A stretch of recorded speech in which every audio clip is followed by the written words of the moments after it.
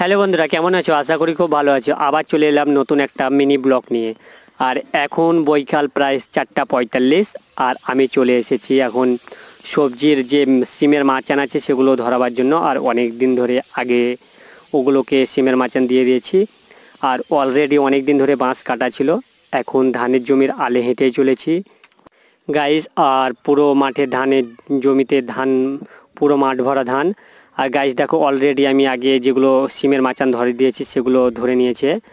আর এখন আশ্বিন মাস, প্রায় আর এক মাসে পুরোপুরি হয়ে যাবে গাছ, আর ফুলে ভর্তি হয়ে যাবে। আর যে বেগুন গাছ আছে সেই বেগুন গাছে পুরো ধারে সেটা আছে ফ্রেন্ড, যেগুলো বাস ছিল আর সেগুলোকে নিয়ে চলে এসেছি। আর এখন আমি আর আমার আব্বা মিলে সেগুলোকে পুরো বাঁশ দিয়ে ধরিয়ে দেব সিমের মাচান। অলরেডি আমার ভিডিওটা ভালো লেগে থাকলে একটা ছোট্ট করে সাবস্ক্রাইব আর লাইক